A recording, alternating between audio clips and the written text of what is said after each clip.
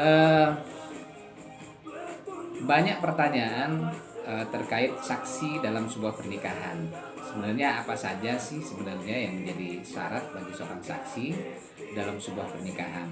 Nah, dalam kompilasi hukum Islam dijelaskan dalam pasal 24 itu bahwa saksi dalam sebuah pernikahan itu adalah rukun nikah. Jadi tanpa adanya dua orang saksi maka pernikahan itu tidak sah. Dalam hadis juga telah dijelaskan la nikaha illa biwaliyin wa syahidai adlin. Jadi di situ dijelaskan bahwa tidak ada pernikahan tanpa adanya wali dan dua orang saksi. Nah, yang menjadi catatan kita adalah apa saja yang menjadi syarat untuk menjadi seorang saksi. Nah, dijelaskan dalam pasal 25 bahwa yang ditunjuk menjadi saksi dalam akad nikah itu adalah seorang laki-laki muslim. Jadi syaratnya itu adalah laki-laki. Dalam hal ini perempuan tidak sah kesaksiannya dalam sebuah pernikahan.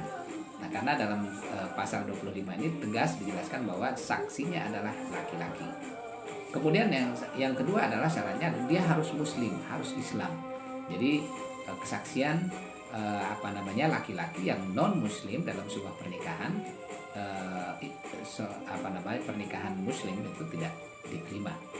Kemudian selain laki-laki kemudian dia muslim, maka yang ketiga adalah adil. Adil dalam hal ini adalah dia adil untuk dirinya, untuk agamanya, untuk robnya. Nah, maka dalam hal ini adil dalam hal ini adalah dia menjalankan tugas dan fungsinya sebagai seorang muslim. Nah, dia dalam artian ibadahnya bagus, ya ibadahnya bagus, sholatnya tidak tinggal, kemudian dan ibadah-ibadah yang lain. Nah, jadi dalam hal ini tidak disarankan tidak sembarangan menunjuk seorang saksi.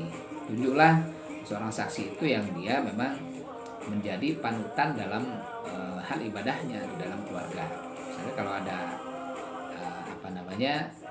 paman, kakek misalnya, atau siapapun, kalau tidak ada misalnya yang dari keluarga yang bisa menjadikan panutan atau adil dalam hal ini adalah, maka tunjuklah tokoh-tokoh agama atau di lingkungan guru, misalnya guru agama atau misalnya ustadz atau mubaligh atau siapa yang sekiranya dalam hal ini dia menjaga betul ibadahnya dan dalam hal kemasyarakatan dia juga bermasyarakat dengan baik. Maka ini yang semestinya ditunjuk sebagai saksi dalam sebuah pernikahan. Kemudian syarat yang berikutnya adalah akil baligh. Jadi untuk kesaksian anak-anak itu tidak diterima dalam hal pernikahan ini. Maka karena syaratnya di sini dia harus akil baligh. Paling tidak dia sudah punya KTP. Kalau dalam pencatatan kita di Kementerian Agama, dia harus sudah punya kartu penduduk. Nah, itu ya.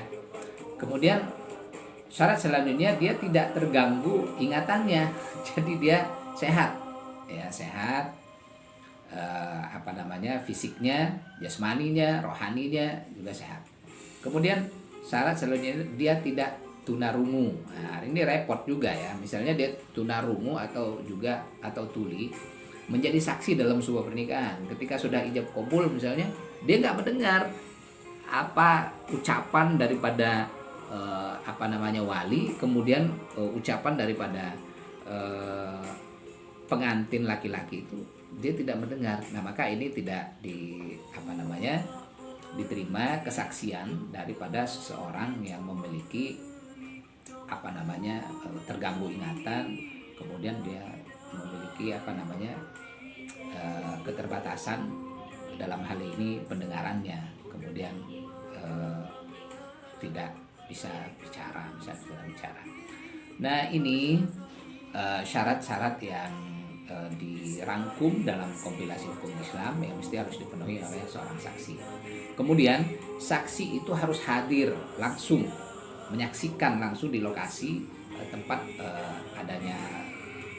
diadakannya ijab kabul, dan Saksi juga menandatangani berkas pernikahan.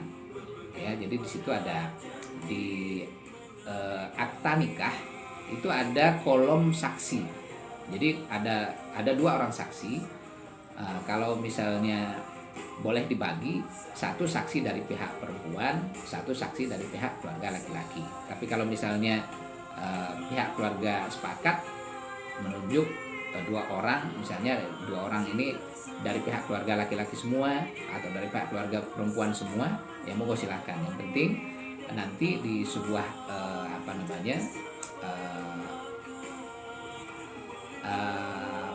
ijab kabul itu, lokasi ijab kabul itu ada dua saksi yang nanti akan membubuhkan tanda tangannya di akta nikah. Ya, tidak menutup kemungkinan juga kalau misalnya ada keluarga lain yang akan menyaksikan pernikahan, tapi perwakilannya hanya dua saja yang untuk tanda tangan di berkas pernikahan. Nah, itu saja mungkin yang dapat saya jelaskan terkait syarat menjadi saksi dalam sebuah pernikahan. Mudah-mudahan ini bermanfaat. Terima kasih. Billahi taufik wal hidayah. Wassalamualaikum warahmatullahi wabarakatuh.